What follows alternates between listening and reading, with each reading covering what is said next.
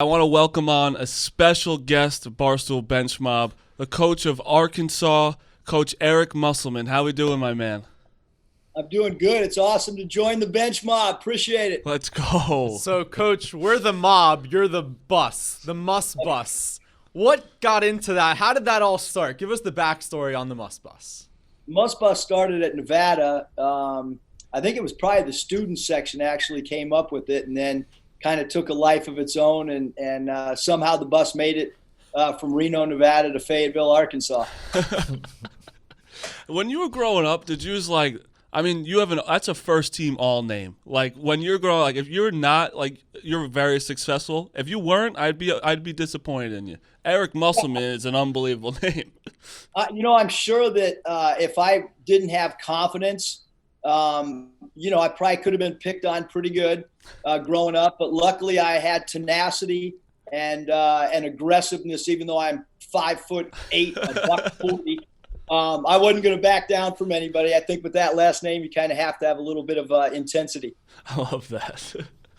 Did you get some of that intensity from your father? I know he was a huge influence on you. What's the best thing you learned from him? Or I read a little bit, he was intense too. Is that kind of a family trait? Yeah, I would say so, you guys. My father, when I would come down to get ready to go to grade school and grab my brown paper bag for lunch, he had always written every day. He would write effort, energy, enthusiasm. So those three words have stuck with me. But for sure, the household that I grew up in was overly intense for sure. Coach, so you've had probably as many coaching stops as years I've been alive. So a lot of flying when it comes to that, right? So what's your strategy when it comes to frequent flyer miles? Do you save them up for a big vacation? Do you hold them in case of emergency, or you just use them as you need? Well, I'm sure I probably have as many frequent flyer miles as anybody, because if you're flying to Dominican Republic, Caracas, Venezuela to coach their national team, you're not taking a charter. You're flying commercial. Trust me on that. When you coach in the NBA G League, you are definitely not chartering in the minor league. So a lot of lifetime miles. And my beautiful wife, Danielle, she always seems to find a way to utilize those frequent flyer miles. I don't know if I've ever gotten a chance to use them, but I know my wife has taken some awesome vacations on some girl weekends with her friends. Got to take advantage of him. She might as well, All right, I got to know, because we were in like a national podcast. We're always talking about every team, everyone thing going on, and everyone keeps tweeting us about the Pig Suey chant. I need to know more about this Pig Suey chant. Is it that electric? I heard it's like one of the best things in the world. It's incredible. It's even at like the SEC tournament, the Woo Pig Suey chant, unbelievable. Football games. And the ironic thing is, when you're an opposing team, which when I was at LSU as an assistant and we played here, I would hear it, a couple times, but you're immersed in the game. But then the first time I was actually here coaching, it was like, wow, it was first half and they've already done the Woo Pig Suey like 15 times. I had no idea that after every great play, our fans show their appreciation and love for good basketball or good football, or even at a baseball game, the Woo Pig Suey's coming out loud and clear, the hog call. Yeah, I got hooked on it right away. Quick backstory. In 2018, right before you got to Arkansas, I was broadcasting for Syracuse Student Radio in Detroit, the NCAA tournament. Arkansas was there too. I made a lap around the new Little Caesars Arena, and then I just see a wave of people wearing Arkansas colors and just doing the Pig Suey chant in the hot dog line.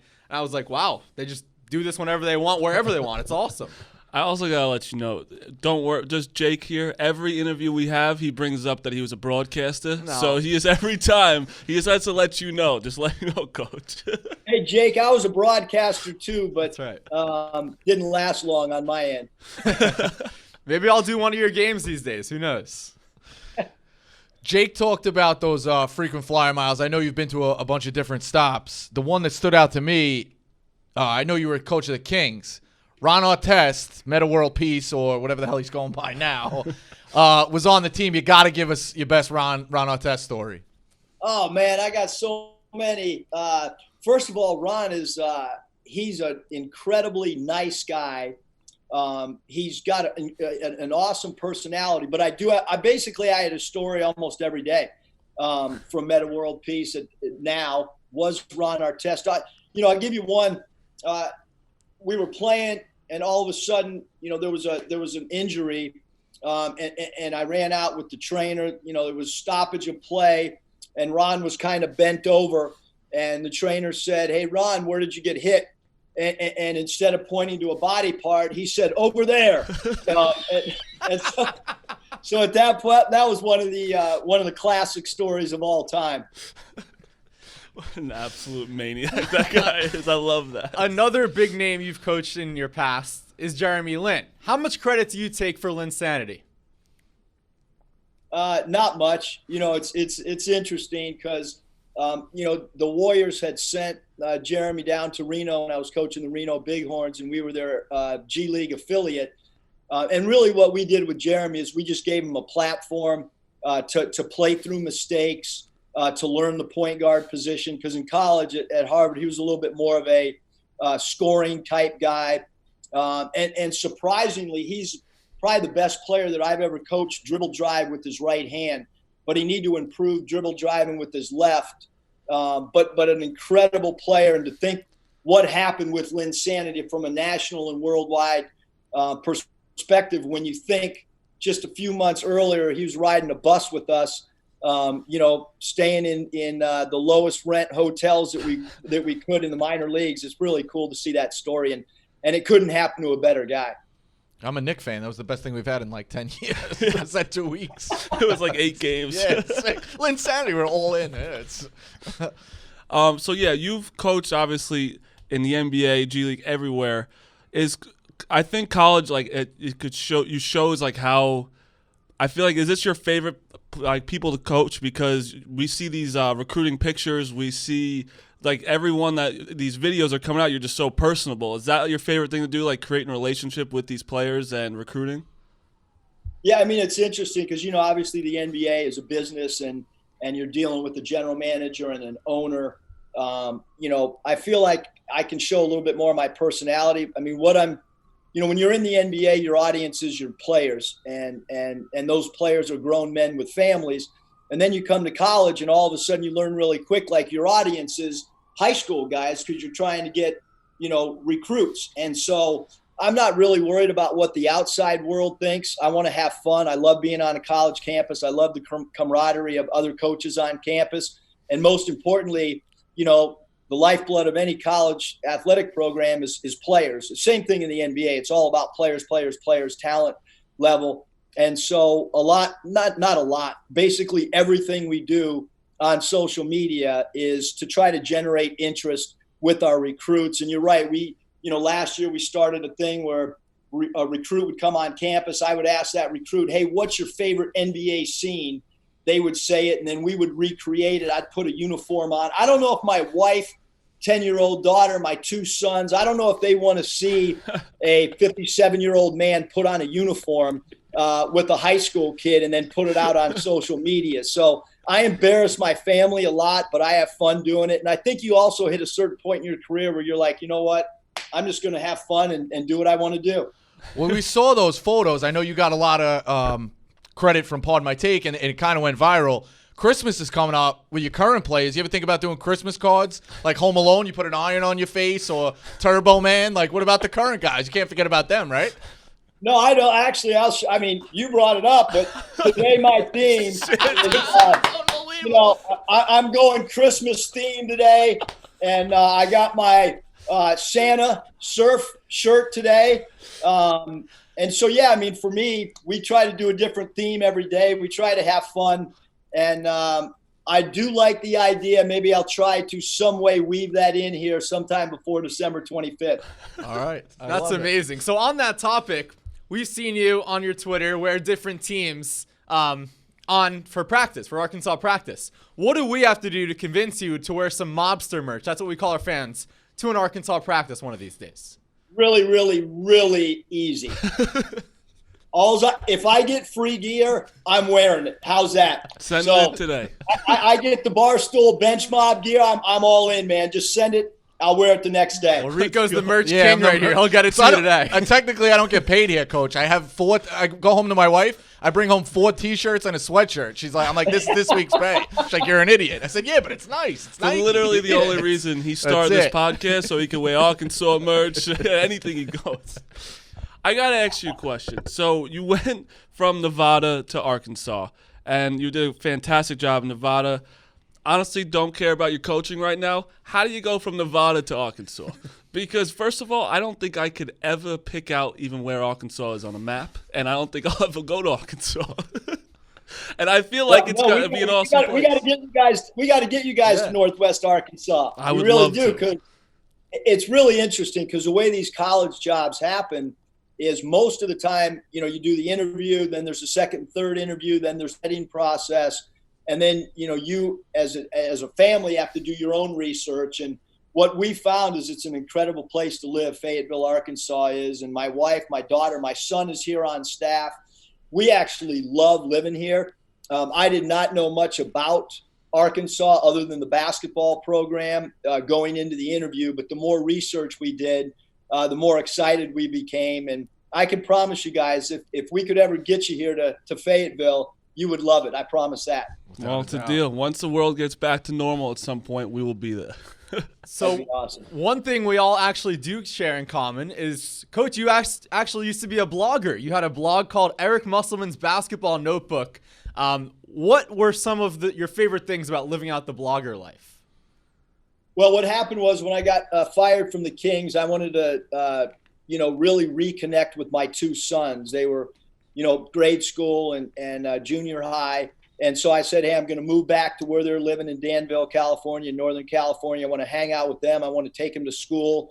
But what am I going to do while they're at school all day as a single dad? And so I got into the media world. I was doing college games on TV. I was doing NBA, Fox radio hits 3 times a week as their NBA analyst. And then I decided to start a blog, basically just to share coaching thoughts, leadership thoughts. When I was reading things, I would put it down on paper. And I said, instead of just saving it for myself, why not share it with the coaching community? And really what it did is it opened up a lot of doors for me to meet a lot of new people. And I really enjoyed it. And then that's kind of how I got into the Twitter. I kind of transitioned out of the blog into the Twitter world.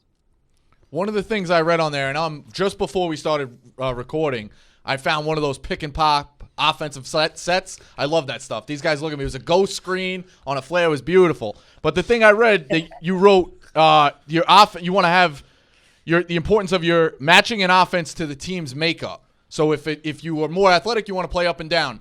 My question to you is, in season, have you ever transitioned that? So maybe a guy goes down, you realize we're better off playing slow. And how do you go about that, realizing, hey, you know what? We can't play fast anymore. Let's switch to this. Yeah, that happens all the time in the minor leagues. I can tell you that for sure. When I was coaching the Reno Bighorns, I thought it was the best team in the history of the minor leagues. And I got a phone call from the San Antonio Spurs, R.C. Buford, the GM, and he said, hey, we're going to take Danny Green and call him up. And I was really, really happy for Danny. He gets called up, and then 24 hours later, I got another phone call that Steve Novak was also going to get called up to the San Antonio Spurs. So we went from this incredibly cosmetically pleasing offensive team to watch to being a team that really struggled to score and had to change our identity to be a great defensive team. So certainly I think with any team, if you're coaching an NBA team and there's an injury, or if a player gets sick for 2 games, you got to change on the fly. And it's the same thing in college basketball. And especially now in this, in the COVID season, you really got to be adaptable and be willing to change and mix things up as quick as possible and be flexible. We know that your mom is actually, she gives criticism on Arkansas practice scouting reports. So what's the biggest piece of criticism she's given? Was it a hammer set or was it something else? Well, I'll tell you what I put out. It was kind of a slow day a few weeks ago. And so my mom had sent me a letter. She's still old school. She doesn't text everything all the time. So she'll just, go to the mailbox, put a note in. I'll get it 3 days later. And so I got it. And it was basically a post-game report because she had seen my father write these post-game reports up after every game. and I get them, probably I'd say I get about 10 a year. And so I got this one, and we had won the game, and I thought there was some funny stuff in there. So I just put it out on Twitter. But yeah, she's pretty critical. She'll, tell me like your defense sucks, and your dad would probably up in heaven watching your defense and saying, "Yeah, are you serious? Like what kind of shell defensive drills are you doing?"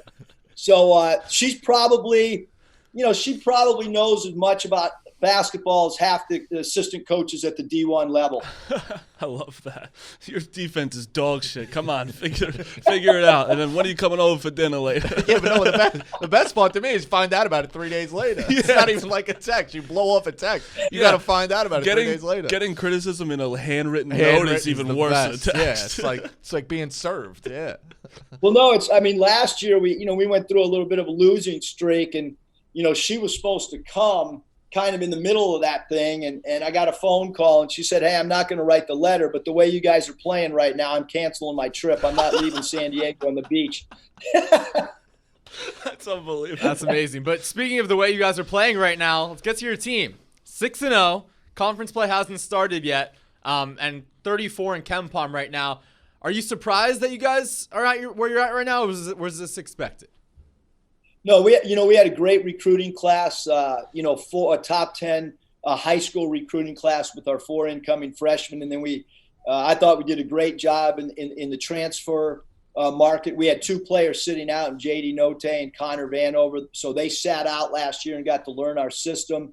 And then we brought in 3 grad transfers, Vance Jackson and Justin Smith and Jalen Tate. And so we got a great blend of a couple sit-outs from last year, a couple returning players off last year's team, as well as the 4 incoming freshmen. So we felt like we could get off to a good start if we had a great training camp and off season. And considering everything that's gone on in the world, we've really, really had a great start to the season, but it really started in the off season.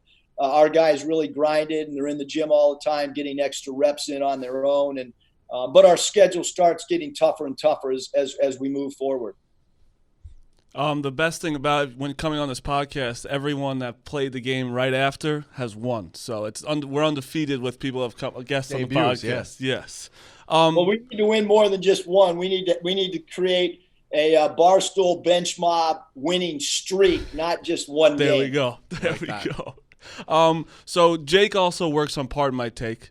And we need to know if it's true. Do you listen to Pardon My Take while you're looking at scouting reports? I listen to it basically when I'm watching film. I'd rather not listen to the commentators on a game. And so what better entertainment, than to throw that on and just have that playing in the background while I'm trying to dissect an opposing team's transition defense. Wow, that's amazing. So you're listening to Billy Football's Animal Facts while you're breaking down a pick and roll or something like that. This fucking idiot. Why is he talking these stupid parlays? Oh, that's funny. Do you have anything else? I got 2 questions that I got to end on. I got one more. All right, go. You do watch, I know you're a basketball addict. You watch a lot of film. Jeff Goodman wrote an article that your favorite basketball movie was Hoosiers. Have you seen He Got Game? Because I have a question off of that. I have seen Got Game, but it was a long time ago. Let's see if I can. All right. The ending. Does he forgive the father or not? Because he commits to Big State, but why did he do it after the deadline? If he was going to forgive the dad. If I meet Spike Lee, this is the only question I'm asking him. Drives me nuts. I think the answer is yes. Okay. Well, I see that, but why did he do it after the deadline? Why not? You know what I mean? You could have got him off the hook. Yeah, I'm not. I don't know if I can answer that. Exactly. I need to ask Spike. That's pretty in depth. All right. He before the interview was like, do you think Musselman knows that if he watched He Got Game? I was like, how the fuck am I supposed to know if he's watched He Got Game? All right, I got 2 last questions, and I'm so sorry for your brain to hear any of this. I want to pitch you 2 ideas. My first idea, I'm gonna get rich as shit, so don't steal it. All right. I think we got so much goddamn water in the earth. What is it, 75% or some shit? 75%. Yep. Not bad. I knew that stat. If I take some salt water and go in the mountains and tent and heat it up and catch the steam, I could sell my own fresh water. Think that's good? Wow. Is that like, when you say salt water, is that ocean water? Or? Yeah, ocean water. So it's free. Yeah, I think it'll work. Yes, all right, that's one. And two, I have to ask everyone this question. Do you think we would have no more floods in the world if we just build a big-ass wall on the beach? Nothing will go. At first, I don't understand how it doesn't go to the street. Marty, the water comes from other places in the ocean. Yeah, I don't think that would work. No? You don't There's think so? rain. I don't. All right, that's fair. That's all I needed to know. Floods happen from rain, not from the ocean. Unless it's a looking- tsunami. He's looking around. What the hell did I get myself into this morning? Nuts. No, well, Coach, we really appreciate having you on. We appreciate you listening to Part of My Take, but we got to have you listening to the Mob when you're breaking down a scouting report. And we will get you – Rico's going to send out that merch before it leaves the Without a office doubt. today, so you're wearing it at a practice. Yeah. Please get on that, Rico. I need that badge. I Please. will. I'm going to put my return on that address on there too. So if you feel inclined, it is Christmas. Hard year coming your guys' way. All right, Coach. Let's go. Yeah. We I really, love it. We really appreciate you coming on, Coach. That was awesome. You're the man, and good luck this season. Wait, one last thing. Uh-oh. Hanging on Kentucky any chance you get. Let's go. Well, they can't shoot, so Appreciate it you should be guys easy. having me on. All right, Coach. Thanks, Coach. See ya.